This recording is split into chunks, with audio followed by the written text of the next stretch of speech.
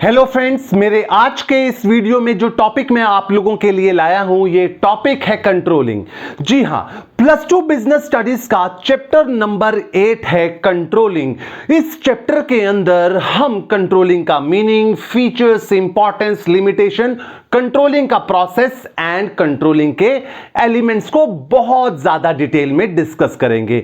Exam के point of view से देखूं तो काफी ज्यादा इंपॉर्टेंट चैप्टर है और हम में से कुछ स्टूडेंट्स ऐसे होते हैं कि जो सिर्फ सिलेक्टिव स्टडी करके जाते हैं, तो उन स्टूडेंट्स के लिए भी ये चैप्टर कवर करना बहुत ज्यादा जरूरी है क्योंकि ये चैप्टर बहुत इजी चैप्टर है। सो जो सिलेक्टिव स्टडी कर जाते हैं वो इस चैप्टर को बिल्कुल ना छोड़ें। चैप्टर को समझने के लिए वीडियो के एंड तक जरूर बने रहिएगा। सो दोस्तों, सबसे पहले जान लेना जरूरी है कि आखिरकार कंट्रोलिंग है क्या। आम लैंग्वेज में कंट्रोलिंग का मतलब होता है नजर बना के रखना, दबाव बनाकर रखना, लेकिन बिजनेस के अंदर कंट्रोलिंग का मतलब इससे कुछ हटकर है, रादर थोड़ा सा ब्रॉडर सेंस के अंदर है। जैसा कि आप डेफिनेशन देख रहे हैं, कंट्रोलिंग मैनेजमेंट का एक ऐसा फंक्शन है जिस फंक्शन को परफॉर्म करते हुए मैनेजर्स अपने सबऑर्डिनेट्स की एक्चुअल परफॉर्मेंस को टारगेट परफॉर्मेंस तक लेकर जाते हैं बाय टेकिंग करेक्टिव एक्शन। इसका क्या मतलब है? इसका मतलब जरा ध्यान से सुनिएगा। से फॉर एग्जांपल, आपके पेरेंट्स ने आप लोगों का टारगेट रखा है कि आप लोगों के 90% एटलीस्ट आने चाहिए। सो एटलीस्ट 90% का आपका प्लस 2 का टारगेट रखा गया है और जब आपके यूनिट टेस्ट हुए, हाफ ईयरली एग्जाम हुए, तो उस समय आपकी परफॉर्मेंस 60% आई। सो इसका मतलब आपकी एक्चुअल परफॉर्मेंस टारगेट परफॉर्मेंस से कम है, बहुत ज्यादा कम है। 60% इज मच लेस देन 90%। सो आपके पेरेंट्स रूट कॉज एनालिसिस करते हैं, पता लगाने की कोशिश करते हैं कि किस वजह से परफॉर्मेंस लो हुई, और पता लगाने के बाद वो कुछ करेक्टिव एक्शन लेते हैं, डिसीजन लेते हैं। ये डिसीजन कुछ भी हो सकती है कि आपका फ्रेंड सर्कल में ज्यादा टाइम जा रहा है तो वो ना जाए, आपके पास से फॉर एग्जांपल ट्यूशन नहीं है तो चलो ट्यूशन लगा दी जाए। ये ऐसे कुछ पेरेंट्स डिसीजन लेते हैं। सो रूट कॉज एनालिसिस करके करेक्टिव एक्शन लेना है ताकि आपकी एक्चुअल परफॉर्मेंस टारगेट परफॉर्मेंस तक चली जाए। यही है कंट्रोलिंग। ठीक इसी तरह ऑर्गेनाइजेशन में भी मैनेजर्स रूट कॉज एनालिसिस करके पता लगाते हैं कि क्या कारण है कि वर्कर्स की परफॉर्मेंस लो है, और करेक्टिव एक्शंस लेकर वर्कर की एक्चुअल परफॉर्मेंस को इंक्रीज किया जाता है ताकि वो टारगेट के बराबर हो जाए। सो यही है कंट्रोलिंग फंक्शन जो आम लैंग्वेज से हटकर है। सो दोस्तों, इससे पहले कि हम कंट्रोलिंग फंक्शन को डिटेल में डिस्कस करें, आइए जरा जान लेते हैं कि कंट्रोलिंग फंक्शन के एस्पेक्ट क्या हैं। कंट्रोलिंग फंक्शन के दो एस्पेक्ट हैं, एक है स्ट्रेटेजिक एस्पेक्ट, एक है operational aspect. Strategic aspect and operational aspect क्या कहते हैं? ये कॉन्सेप्ट्स, एस्पेक्ट्स कहना चाहते हैं कि एक्चुअल परफॉर्मेंस के लो होने का कारण क्या है। टारगेट तो ज्यादा है, परफॉर्मेंस लो है, तो इस गैप का कारण क्या है? इस गैप के दो कारण हैं। स्ट्रेटेजिक एस्पेक्ट कहता है कि टारगेट ही ज्यादा फिक्स किया गया है, टारगेट बहुत ज्यादा फिक्स किया गया है, एक्चुअल परफॉर्मेंस इस वजह से कम होगी ही होगी। से फॉर एग्जांपल, एक बहुत ही वीक परफॉर्मर है जो +1 बहुत ही मुश्किल से पास करके +2 में पहुंचा है। वो 33-35% नंबर लेता आया +1 के अंदर, और +2 के अंदर आते ही उसको 95 का टारगेट दे देना बहुत ही जाती होगी इस बच्चे के साथ, क्योंकि ये टारगेट बहुत ज्यादा है, ये बच्चा नहीं अचीव कर पाएगा, डेविएशन आएगा ही आएगा। तो स्ट्रेटेजिक एस्पेक्ट क्या कहता है कि एक्चुअल परफॉर्मेंस जो है वो कम होगी, बहुत ज्यादा कम होगी, क्योंकि टारगेट बहुत ज्यादा है। यहां पे डेविएशन आने का कारण हाई टारगेट है। जबकि ऑपरेशनल एस्पेक्ट का कहना है डेविएशन का कारण है परफॉर्मेंस में कमी। टारगेट तो सही दिया गया है, टारगेट में कोई कमी नहीं है, लेकिन फिर भी डेविएशन आया है, एक्चुअल परफॉर्मेंस कम है, क्योंकि यहां पे परफॉर्मेंस अच्छी नहीं दी गई, हमारी परफॉर्मेंस के अंदर ही कुछ कमी थी, जिसकी वजह से actual performance is much low than set targets, जो कि टारगेट परफॉर्मेंस है। सो दोस्तों, ये दो एस्पेक्ट को स्टडी करने के बाद हम डिस्कस करेंगे कि ये कंट्रोलिंग फंक्शन के आखिरकार फीचर्स हैं क्या। हम यहां पे 6 फंक्शंस डिस्कस करेंगे जो कि बहुत ज्यादा इजी हैं। सबसे पहला हमारे पास फीचर है ऑल परवेसिव यूनिवर्सल कंट्रोलिंग एक ऐसा फंक्शन है जो हर ऑर्गेनाइजेशन में परफॉर्म किया जाता है, चाहे बैंकिंग हो, इंश्योरेंस हो, ऑटोमोबाइल, कैसी भी कंपनी हो, हर कंपनी में एक कंट्रोलिंग फंक्शन परफॉर्म किया जाएगा। न सिर्फ हर ऑर्गेनाइजेशन में बल्कि within the same organisation भी कंट्रोलिंग फंक्शन परफॉर्म किया जाएगा, हर डिपार्टमेंट में परफॉर्म किया जाएगा, हर लेवल ऑफ मैनेजमेंट में परफॉर्म किया जाएगा। इस लिहाज से ये ऑल परवेसिव यूनिवर्सल बन जाता है। देन ये मैनेजरियल फंक्शन है, कंट्रोल करना, एक्चुअल परफॉर्मेंस को टारगेट तक लेकर जाना मैनेजर्स की जिम्मेदारी होती है, ऑपरेटिव स्टाफ की जिम्मेदारी नहीं होती। देन दोस्तों हमारे पास नेक्स्ट फीचर है कॉन्टिन्यूअस कंट्रोलिंग फंक्शन। बाकी सभी फंक्शंस की तरह कॉन्टिन्यूअस है, it never comes to an end. ये तभी एंड होगा जब ऑर्गेनाइजेशन एंड हो जाए। वो इसलिए जब ऑर्गेनाइजेशन के एक ऑब्जेक्टिव अचीव हो जाएगा तो दूसरा ऑब्जेक्टिव सेट किया जाएगा, दूसरा अचीव हो जाएगा तीसरा ऑब्जेक्टिव सेट किया जाएगा। हर बार जब नया ऑब्जेक्टिव सेट किया जाएगा एक्चुअल परफॉर्मेंस को न्यू टारगेट के साथ कंपेयर करके चेक किया जाएगा और डेविएशन है तो उसे करेक्ट करने की कोशिश की जाएगी। एक ही हालत में यह फंक्शन जो है हो सकता है परफॉर्म ना किया जाए जब ऑर्गेनाइजेशन बंद हो जाए, अदरवाइज ये कॉन्टिन्यूअस फंक्शन है। देन दोस्तों गोल ओरिएंटेड कंट्रोलिंग फंक्शन इसलिए परफॉर्म किया जा रहा है ताकि ऑर्गेनाइजेशन अपने गोल्स को अचीव कर सके। ये गोल्स हैं growth, profit and survival. Then dear friends हमारे पास नेक्स्ट फीचर है backward looking controlling. Backward looking है, कारण है बैकवर्ड लुकिंग का, इसके अंदर रूट कॉज एनालिसिस होते हैं।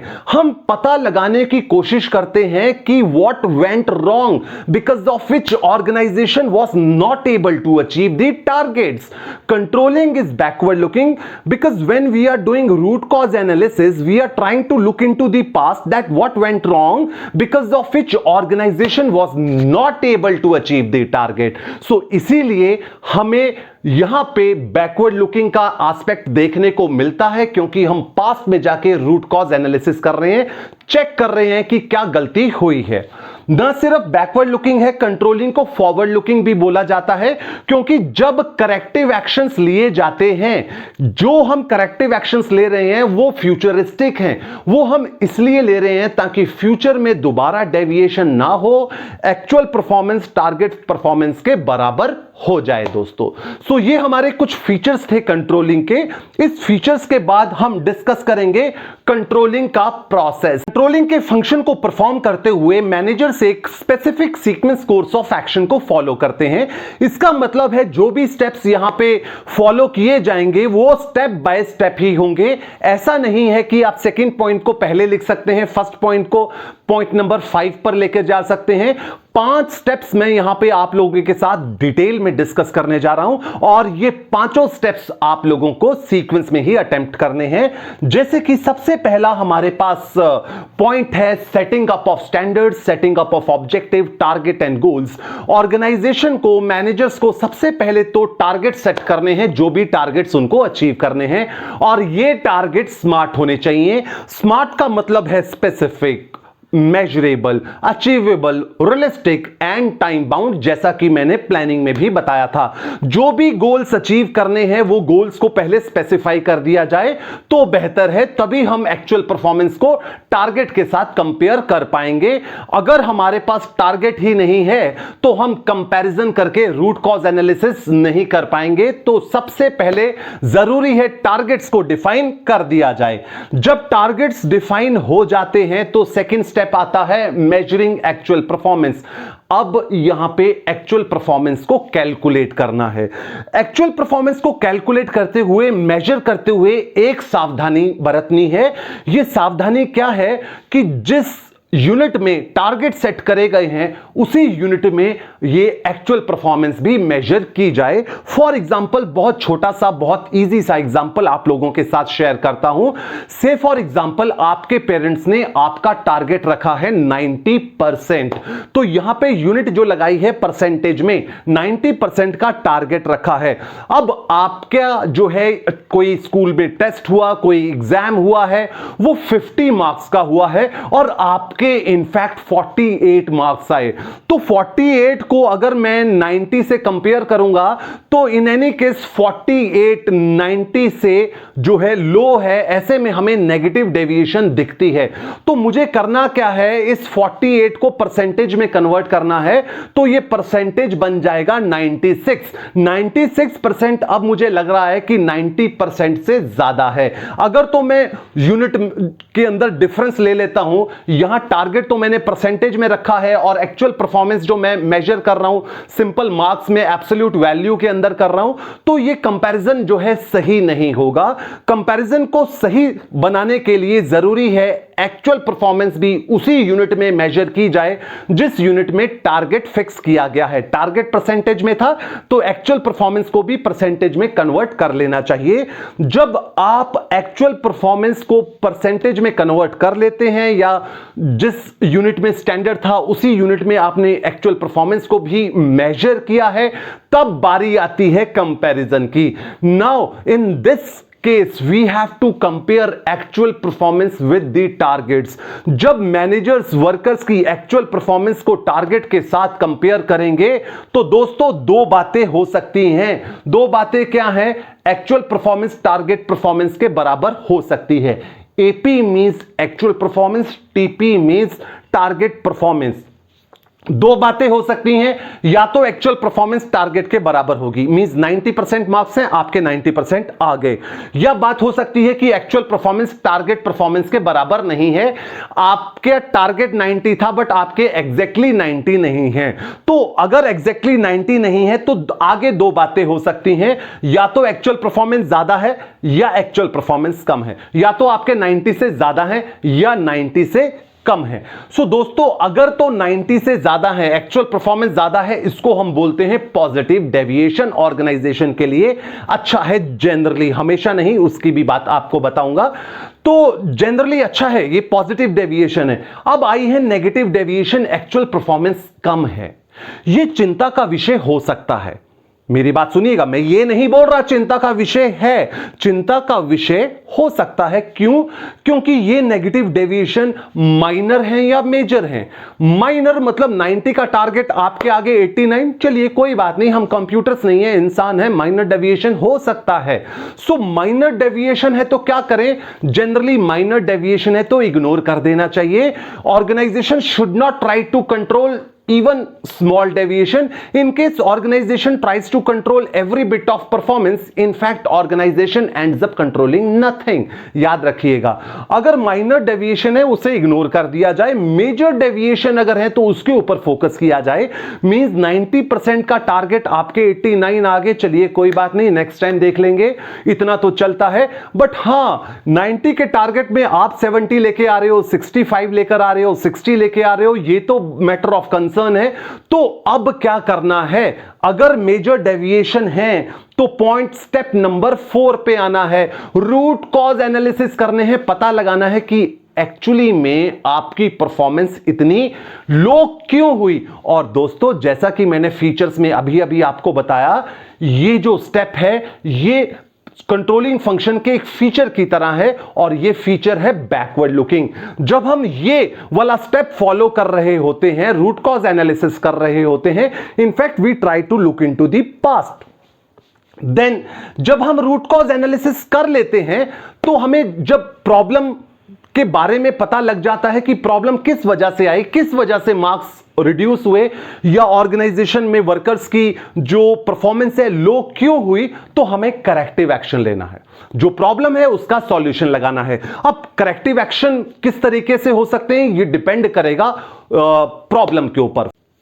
रूट कॉज एनालिसिस करते हुए हमारे सामने कई तरीके के रीजंस आ सकते हैं, जैसे कि जब मैनेजर्स रूट कॉज एनालिसिस करते हैं तो पता लगता है कि एक्चुअल में नेगेटिव डेविएशन का कारण है लैक ऑफ सुपरविजन। उस केस में करेक्टिव एक्शन लेते हुए हमें सुपरविजन को थोड़ा और बढ़ा देना चाहिए। दूसरा कारण रूट कॉज एनालिसिस के अंदर हमें नजर आता है कि वर्कर्स डीमोटिवेटेड हैं। इस केस में वर्कर्स के लिए फाइनेंशियल नॉन फाइनेंशियल इंसेंटिव्स का प्रोविजन अपनाना चाहिए करेक्टिव एक्शंस लेते हुए। एक कारण यह भी हमें नजर आ सकता है कि वर्कर्स को थोड़ा सा मशीन्स को ऑपरेट करने में दिक्कत आ रही है, नॉलेज के अंदर कहीं गैप है, तो करेक्टिव एक्शन लेते हुए हमें उनकी ट्रेनिंग दोबारा से करवानी चाहिए ताकि उनकी एक्चुअल परफॉर्मेंस टारगेट परफॉर्मेंस के बराबर हो जाए दोस्तों। सो कंट्रोलिंग जो प्रोसेस है हमारा, उस प्रोसेस को फॉलो करते हुए हमें इन 5 स्टेप्स को ध्यान में रखना है और ये पांचों के पांचों स्टेप्स जो है सीक्वेंस कोर्स ऑफ एक्शन को फॉलो करेंगे। आगे चलते हैं।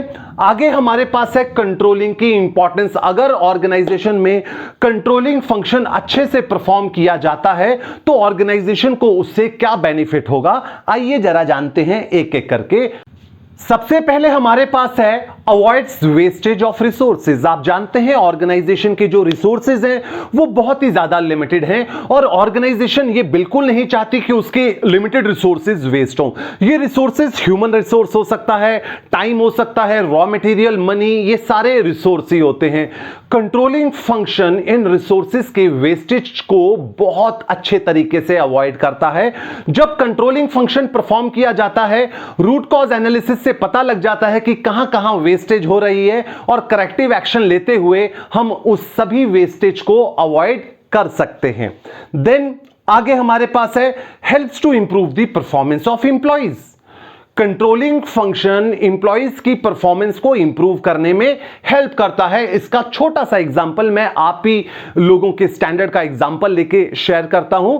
मान लीजिए आपके जो एग्जाम्स हो रहे हैं, क्लास टेस्ट हो रहे हैं, उसमें लगातार आपका स्कोर कम आ रहा है, तो टीचर रूट कॉज एनालिसिस करता है कि क्यों स्कोर कम आ रहा है। तो पता लगता है कि आप के न्यूमेरिकल के अंदर प्रॉब्लम है, थ्योरी तो आप सही अटेम्प्ट कर लेते हैं, या डायग्राम्स के अंदर दिक्कत आ रही है, बाकी न्यूमेरिकल तो स्ट्रांग है, थ्योरी वीक है। सो जो भी वीक एरिया होता है उसी के ऊपर करेक्टिव एक्शन लिया जाता है, उसी की आपको ज्यादा प्रैक्टिस करवाई जाती है। ऐसा करके बार बार उसी चीज की प्रैक्टिस करवाई जाएगी जिसमें आप कमजोर हो तो आपकी परफॉर्मेंस इंप्रूव होनी स्टार्ट हो जाएगी।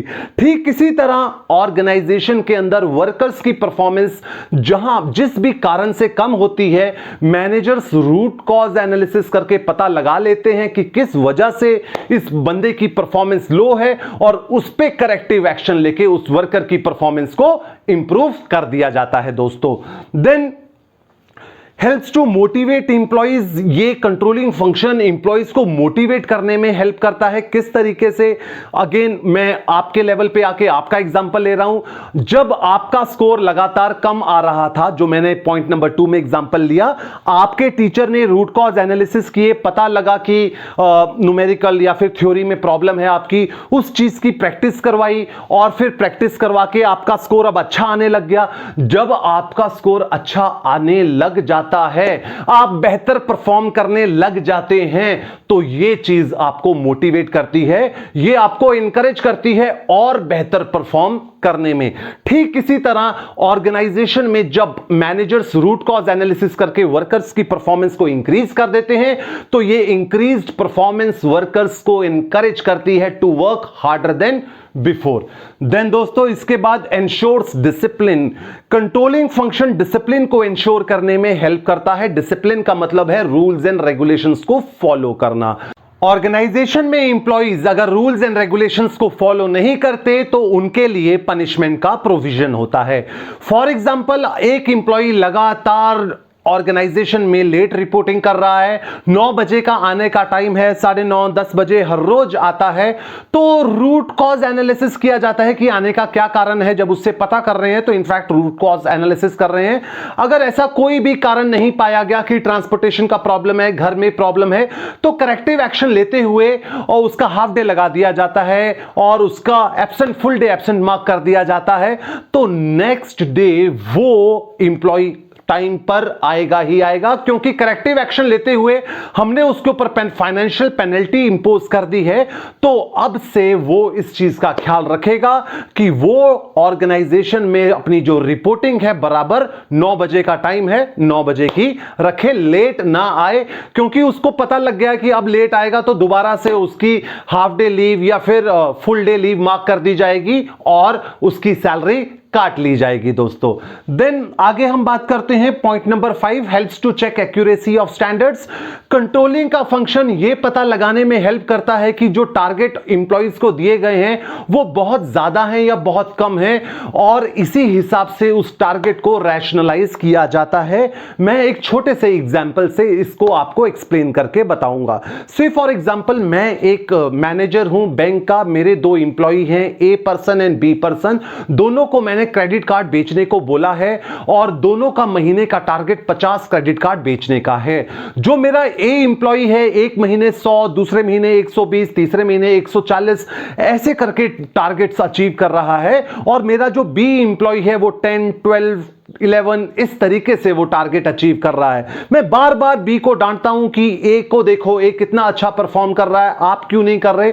तो अब मैं दोनों के रूट कॉज एनालिसिस कर रहा हूं। अदरवाइज मैं ए पॉजिटिव डेविएशन दे रहा है, बहुत अच्छा परफॉर्म कर रहा है, मैं उसका रूट कॉज एनालिसिस इसलिए कर रहा हूं, ये जानना चाहता हूं कि ये अच्छी प्रैक्टिस क्या फॉलो कर रहा है जो मैं ए के साथ भी बी के साथ भी शेयर कर सकूं।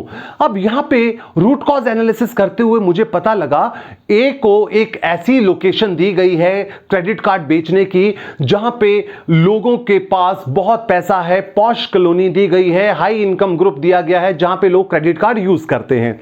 बी पर्सन को जो क्रेडिट कार्ड बेचने के लिए लोकेशन दी गई है वो बहुत ही ऐसी लोकेशन है जहां पे लोगों की इनकम बहुत ज्यादा लो है, वहां पे लोग कैश ट्रांजैक्शन में बिलीव करते हैं, कार्ड्स यूज ही नहीं करते।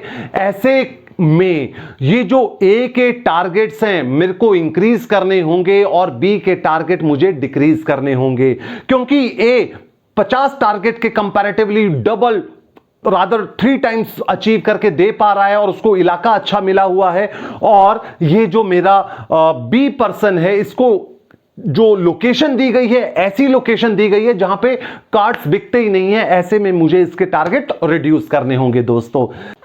नेक्स्ट पॉइंट है makes planning more effective. Controlling function planning function को और ज्यादा इफेक्टिव और ज्यादा असरदार बना देता है। प्लानिंग फंक्शन के अंदर मैनेजमेंट टारगेट फिक्स करती है और कंट्रोलिंग फंक्शन को परफॉर्म करते हुए उन टारगेट्स को अचीव किया जाता है। इसको हम एक एग्जाम्पल से समझते हैं। +2 सेशन स्टार्ट होते ही आप लोगों के पेरेंट्स आप लोगों का टारगेट फिक्स कर देते हैं कि आपको 90%, 95% मार्क्स लेके आने हैं।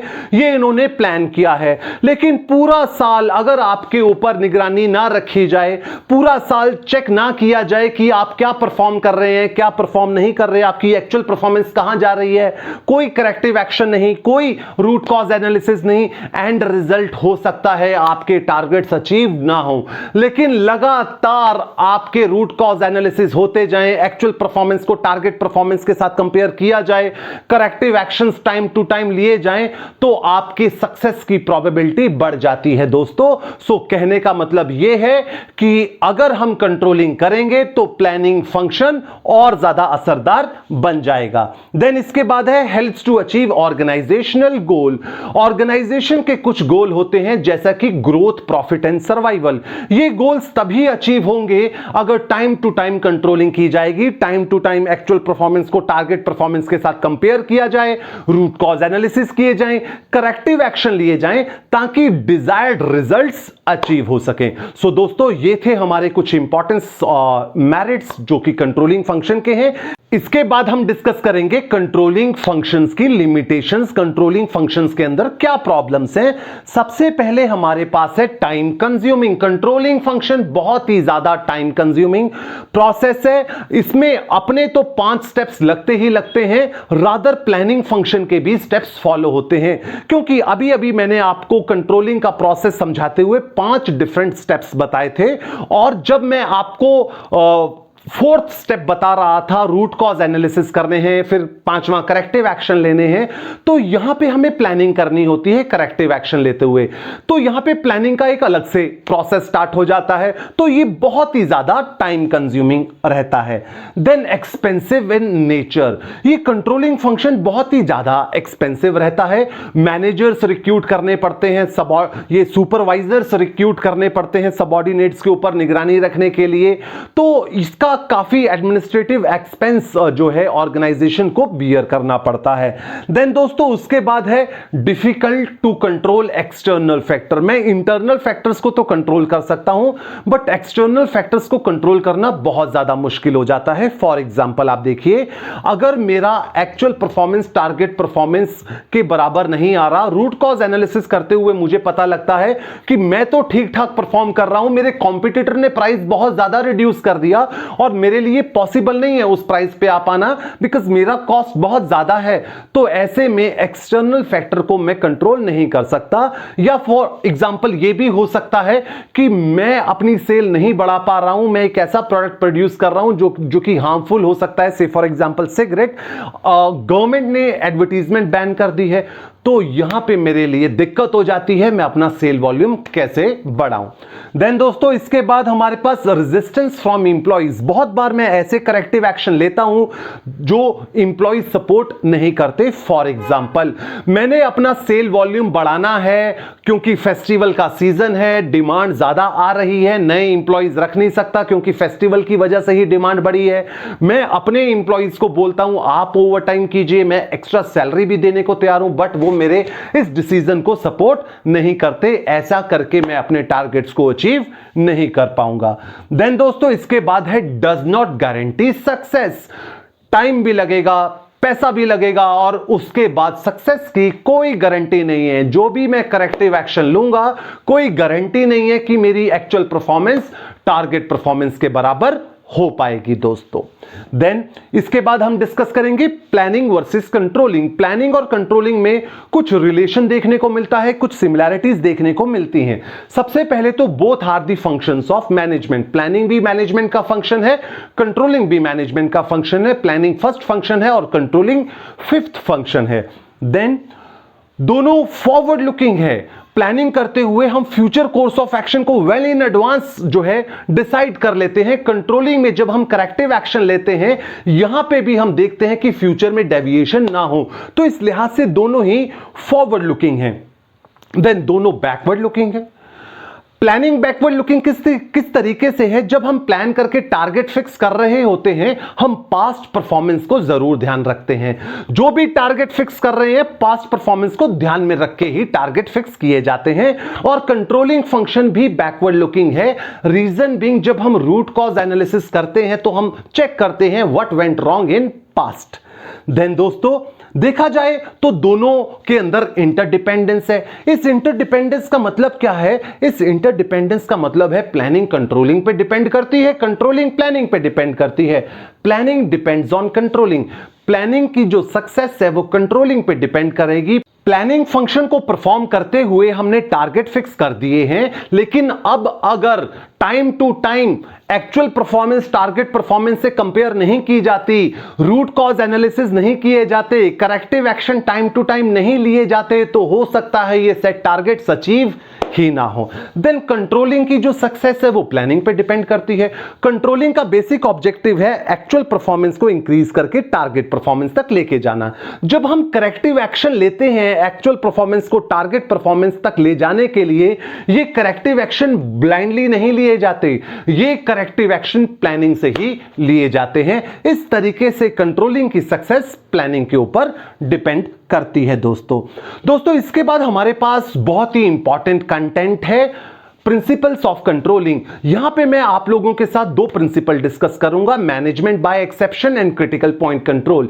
मैनेजमेंट बाय एक्सेप्शन क्या कहता है कि जब भी एक्चुअल परफॉर्मेंस को टारगेट परफॉर्मेंस के साथ कंपेयर किया जाएगा डेविएशन आएंगे ही आएंगे, क्योंकि हम इंसान हैं, कंप्यूटर्स नहीं है, रोबोट नहीं है, डेविएशन आएंगे ही आएंगे। ये कुछ माइनर डेविएशन हो सकते हैं, कुछ मेजर डेविएशन हो सकते हैं नेगेटिव सेंस में। सो माइनर डेविएशन है तो इसको तो इग्नोर कर देना चाहिए, मेजर डेविएशन के ऊपर फोकस करना चाहिए।